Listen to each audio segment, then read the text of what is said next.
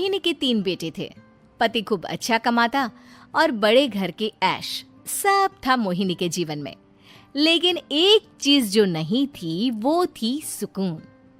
मेरी बहन और मेरा भाई दोनों गरीब, लेकिन मैं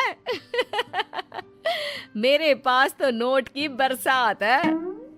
तभी मोहिनी की बहन वीना उसके दरवाजे आ जाती है।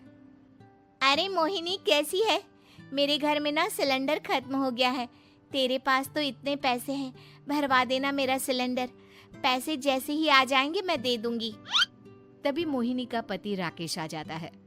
क्या है वीना, ये अपने घर की परेशानी हम लोगों के घर ना गाया करो। तुम्हारी बहन को तुम लोगों पर तरस आ जाता है और वो पैसे देने लग जाती है। मुझे ये बिल्कुल पसंद नहीं है। ओ जीजा जी, नहीं, मैं तो वो बस अच्छा, मैं चलती हूँ। वीना वहां से चली जाती है। उसके जाने के बाद अच्छा किया जो आपने सुना दिया। अरे न जाने क्या सोचकर मेरे घर आ जाती है कि जैसे यहाँ तो भंडारा भरा है। अरे कितना तो दे दिया।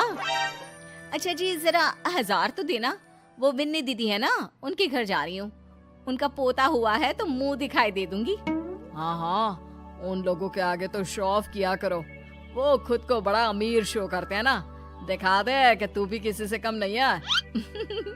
हाँ जी, इसी के लिए तो जा रही हूँ। मोहिनी तैयार होकर अपनी बुआ की बेटी के घर जाती है, जहाँ उसके पोते का कार्यक्रम चल रहा होता है। वहाँ वीना भी आई होती है। अरे वीना, क्या जरूरत थी यहाँ आने की?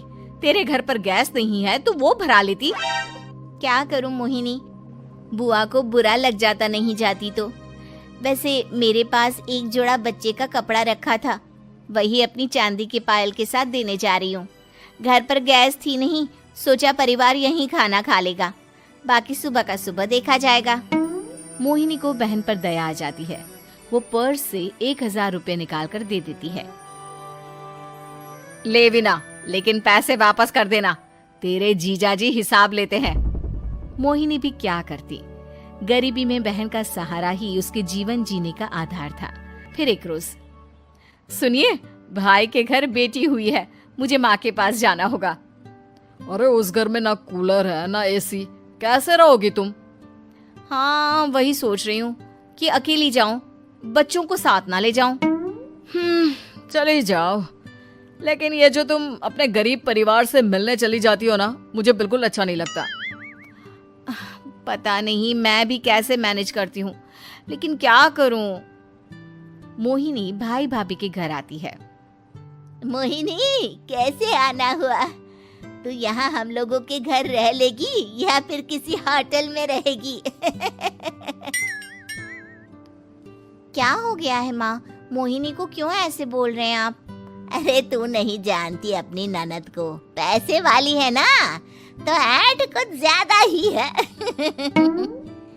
मोहिनी को माँ की बात का बुरा नहीं लगता है, क्योंकि उसे पता ही नहीं चलता कि माँ उसे जली कटी सुना रही है। वो भाभी की बच्ची के साथ लेन देन करती है और वहाँ से चली जाती है।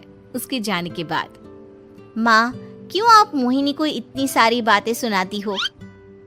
भाई का बेटा बोल पड़ता है। माँ, क्योंकि दादी जानती है कि बुआ के अंदर घमंड है।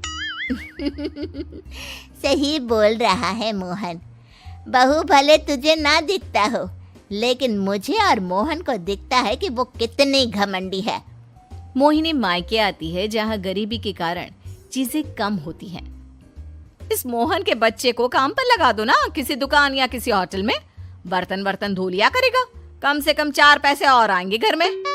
देख मोहिनी, माना तेरे पास पैसा है, लेकिन तेरे भाई के दिन इतने भी बुरे नहीं चल रहे कि वो अपने बच्चे की पढ़ाई रुकवाकर उससे बर्तन धुलवाए।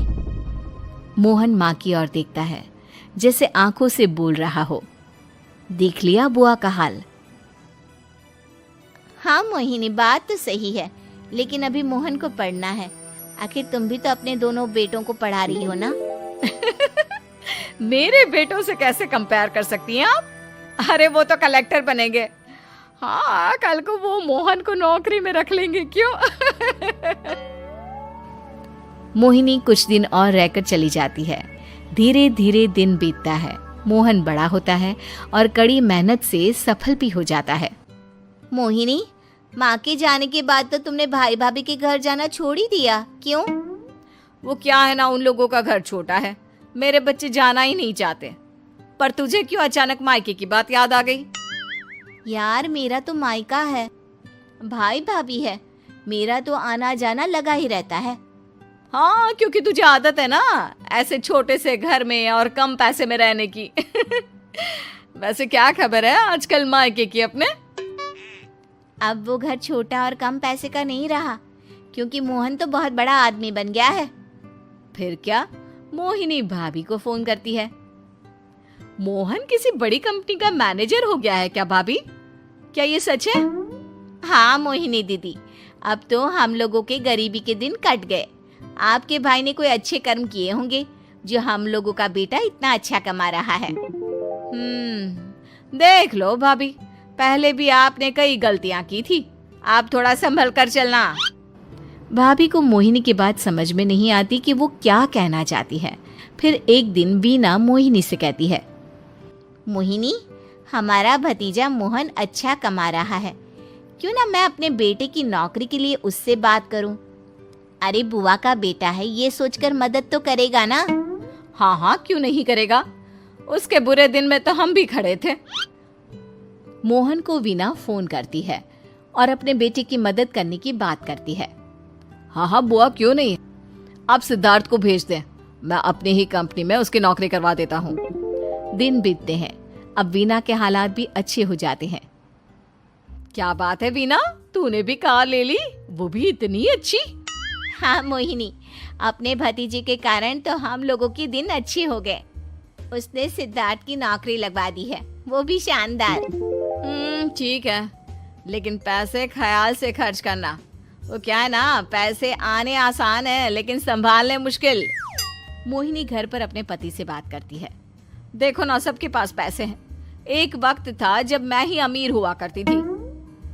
लगता है कि ज्यादा दिन नहीं रह पाओगी, मेरी नौकरी को कुछ साल ही बचे हैं और तुम्हारे दोनों लड़के निकम्मे हैं। उन लोगों को बोलो ना कि नौकरी करे। तभी वहां मोहिनी के बेटे भी आ जाते हैं। अरे हमें क्या मोहन समझा है जो दिन रात गधे की तरह काम करते रहे? खैर, दिन फिरते हैं और मोहिनी के पति की नौकरी भी खत्म हो जाती है। मोहिनी क्या करे, थोड़े से पैसे में गुजारा नहीं हो रहा है। तो क्या करे, मेरी समझ में कुछ नहीं आ रहा। मोहन को बोलो ना कि वो इन दोनों के लिए नौकरी देखे, जैसे सिद्धार्थ के लिए नौकरी देखी है। मोहिनी क्या कहती, उसे अपने वो दिन याद आ जाते हैं जब उसने भाभी से मोहन को नौकर बनने की सलाह दी थी। क्या हो गया, क्या सोच रही हो मोहिनी? यही कि वक्त कभी भी किसी का भी पलट सकता है।